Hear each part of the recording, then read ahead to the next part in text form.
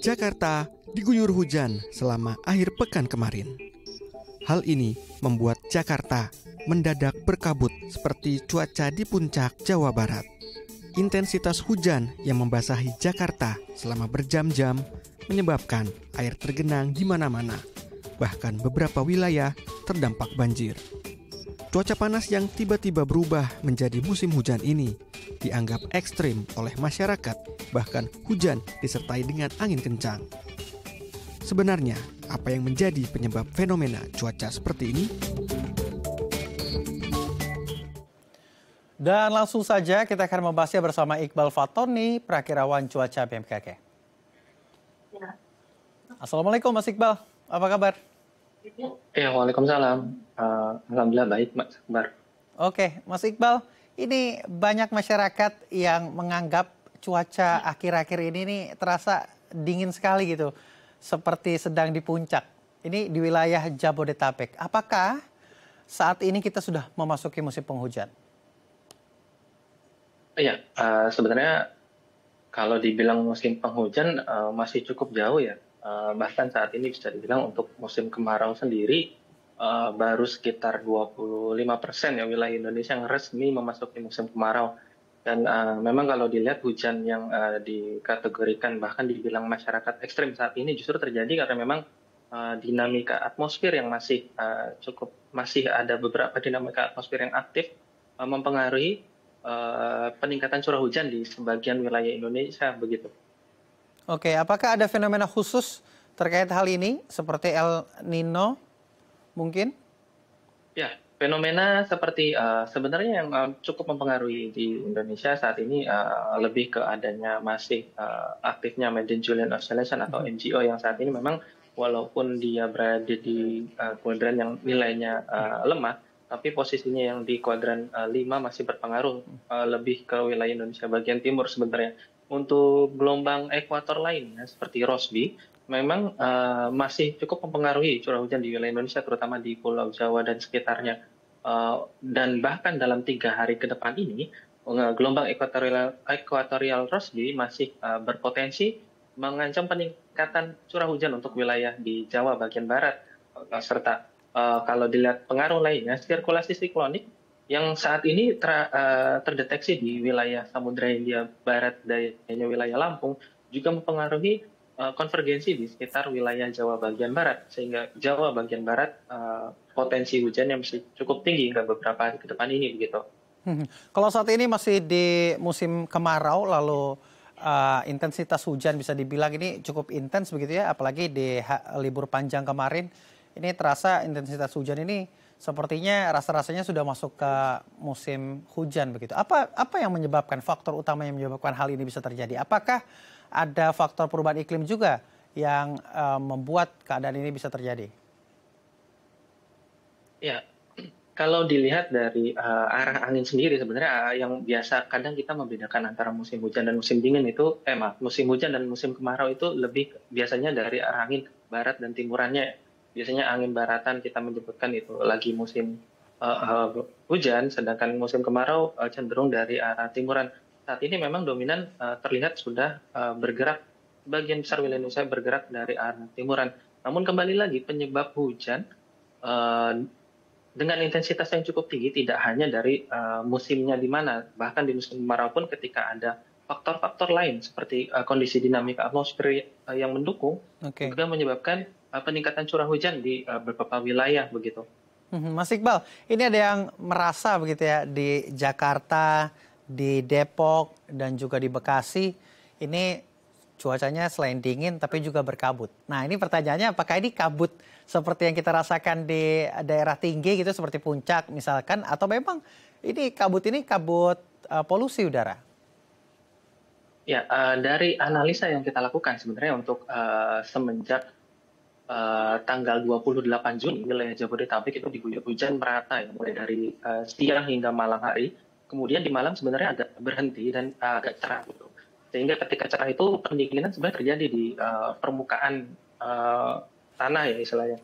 Dan pada tanggal 26 Juni kembali tutupan awan tebal itu merata di sebagian besar wilayah Jabodetabek yang menyebabkan cahaya matahari pun tidak turun ke menyinari wilayah permukaan di sebagian wilayah Jabodetabek. Dan hal tersebut selain itu ditambah lagi dengan adanya dorongan dari bukan surakan dingin, intrusi udara dingin yang di saat ini berada di wilayah selatan Pulau Jawa juga dapat menyebabkan kelembaban yang meningkat untuk wilayah di Pulau Jawa, dan hal tersebut sehingga menyebabkan adanya terbentuknya kabut untuk sebagian wilayah Bekasi dan sekitarnya begitu. Yang dikhawatirkan dari cuaca saat ini mungkin munculnya bencana hidrometeorologi. Kalau Anda melihatnya, apakah potensi ini akan timbul akhir-akhir ini? Untuk potensi tersebut sebenarnya tidak menutup kemungkinan ya, apabila faktor-faktor yang lain terpenuhi kembali ketika kondisi kelembabannya terpenuhi, hujan misalnya terjadi selama merata di wilayah tersebut, udara dingin juga masih cukup, potensinya masih cukup tinggi hingga beberapa hari ke depan. Hal tersebut tidak menutup kemungkinan bisa terbentuk kembali begitu. Baik, artinya bisa terjadi potensi bencana hidrometeorologi. Kalau dilihat dari intensitas hujannya, sebenarnya kita memasuki musim kemarau itu diprediksi bulan apa sih, Mas Iqbal? Kalau secara umum kita memang mengenal yang ber itu biasanya udah masuk musim hujan, dan biasanya kemarau itu kan di bulan-bulan Mei, Juni, Juli gitu, maupun Agustus, dan tapi kalau secara ditarik garis lurus pun sebenarnya tiap wilayah itu punya masa masuk kemarau yang berbeda gitu. Awal masuk musim kemarau yang berbeda-beda. Bahkan awal masuk musim hujannya juga berbeda-beda, yang seperti kita lihat di wilayah Indonesia Timur, walaupun di Nusa Tenggara Timur itu biasanya musim-musim hujan itu di bulan-bulan Januari maupun Februari, sedangkan kita musim hujan di wilayah di Indonesia bagian barat, di Sumatera maupun di Jawa, itu bisa lebih awal masuk musim hujannya, walaupun tidak semuanya seperti itu gitu. Oke, berarti memang tidak mesti begitu ya, memperkirakan di bulan yang diperkirakan akan memasuki musim hujan, tapi ada faktor-faktor lainnya juga yang mendorong bahwasannya intensitas hujan itu dapat dikatakan tinggi. Mas Iqbal, apakah perlu masyarakat membatasi aktivitasnya melihat intensitas hujan saat ini? Ya, sebenarnya kalau intensitas hujan saat ini tidak begitu signifikan ya. Kalaupun memang hujan deras tiba-tiba, memang itu terjadi di musim-musim ya peralihan seperti saat ini. Dan kalau dilihat, yang mungkin diwaspadai potensi hujan memang terjadi di sore maupun menjelang malam hari. Jadi kalau pagi maupun di siang hari, cuaca di wilayah Jabodetabek cenderung masih cukup aman begitu. Apakah melihat adanya potensi bencana hidrometeorologi, BMKG sudah merencanakan akan melakukan modifikasi cuaca mungkin dengan lembaga-lembaga terkait? Tapi jangan dijawab terlebih dahulu, Mas Iqbal. Kita akan break terlebih dahulu. Pemirsa juga jangan kemana-mana. Tetap di Halo Indonesia.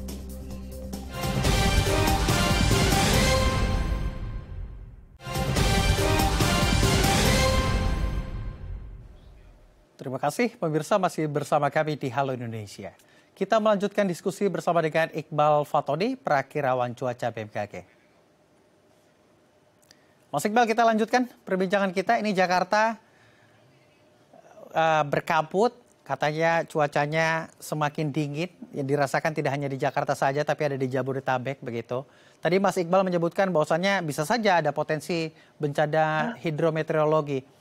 Tapi kalau melihat dari hal ini, apakah BMKG sudah mempertimbangkan untuk memodifikasi cuaca sehingga bencana tersebut bisa dapat diantisipasi?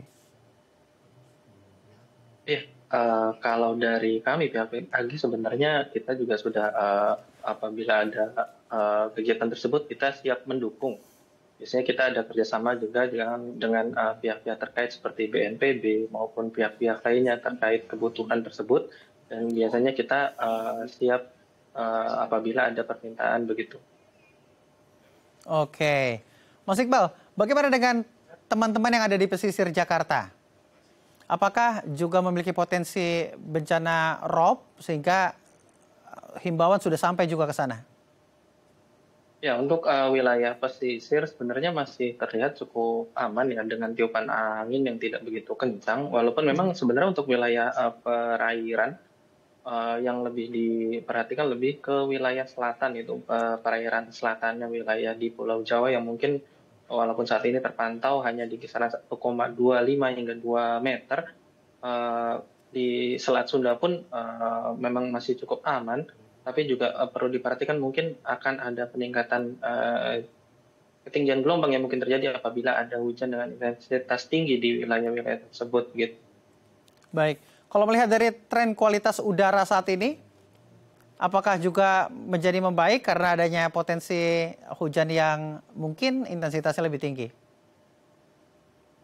Ya, seiring dengan potensi hujan yang makin tinggi, harusnya dengan kualitas udaranya semakin membaik. Tapi kembali lagi, karena hujannya walaupun dibilang tinggi, hujan yang terjadi tidak terjadi selama sepanjang hari. Biasa terjadi Oke. antara siang maupun sore, maupun di dini harinya. Jadi pengaruhnya bisa dibilang masih kurang efisien dibandingkan dengan hujan yang terus-terusan walaupun ringan dari pagi hingga malam harinya begitu. Baik, Mas Iqbal, ini di pantai utara begitu Jawa Tengah, ini masih mengalami banjir rob. Apakah ini ada kaitannya dengan cuaca atau kondisi cuaca saat ini di Indonesia khususnya? Ya, untuk wilayah di pesisir pantai ya, pantai utara di Jakarta maupun di Jawa Tengah sendiri, sebenarnya untuk potensi rob sendiri eh, ada ya untuk wilayah-wilayah tersebut. Untuk tanggalnya memang bahkan prediksinya sepanjang Juli masih ada potensi yang cukup tinggi untuk wilayah pesisir pantai. Tapi kalau dilihat dari pengaruhnya dari cuaca sendiri, sebenarnya untuk wilayah pesisir utara di Jawa Barat maupun Jawa Tengah potensinya hujan tingginya hanya di menjelang dini harinya begitu. Baik, Mas Iqbal, apakah ada himbauan kepada masyarakat untuk menanggapi bagaimana kondisi cuaca saat ini, khususnya di Jabodetabek? Ya, mungkin masyarakat tetap dihimbau untuk tetap waspada terhadap perubahan cuaca yang mungkin terjadi di sebagian wilayah belakangan ini. Berhati-hati juga apabila beraktivitas di luar ruangan atau berkendara, terutama apabila melewati ruas jalan yang seperti yang tadi disebutkan oleh kabut tebal maupun menyebabkan visibility rendah. Selain itu selalu memantau update perkembangan kondisi cuaca terkini melalui website kami di www.bmkg.go.id, follow media sosial kami di @infobmkg maupun di aplikasi iOS dan Android, serta dapat juga menghubungi kami di call center BMKG di 196. Baik, Mas Iqbal, bonus satu lagi terakhir. Mas Iqbal, ini bicara soal cuaca saat ini begitu ya. Ini kan tentunya mengkhawatirkan juga jika kita tidak waspada. Apalagi memasuki musim libur panjang anak sekolah. Apakah tempat-tempat wisata yang berpotensi mengalami bencana hidrometeorologi juga perlu diwaspadai? Mungkin untuk potensi tempat-tempat wisata yang cukup ekstrim ya apabila terdapat wilayah yang rawan longsor agar masih perlu diwaspadai dikarenakan masih ada potensi hujan yang masih cukup intens hingga beberapa hari ke depan ini begitu. Terutama untuk di Pulau Jawa sendiri lebih konsentrasi sebenarnya lebih ke wilayah Jawa bagian tengah maupun baratnya begitu. Oke, terima kasih Mas Iqbal telah berbagi bersama kami di Halo Indonesia. Tentu kita semua berharap potensi cuaca kali ini tidak memberikan dampak buruk tentunya bagi kehidupan masyarakat di Indonesia. Terima kasih Mas Iqbal, selamat beraktivitas. Sama-sama. Pemirsa, usai jeda saya akan mengajak Anda melihat silent reading session di Taman Langsat, Jakarta Selatan. Jadi jangan kemana-mana, tetap di Halo Indonesia.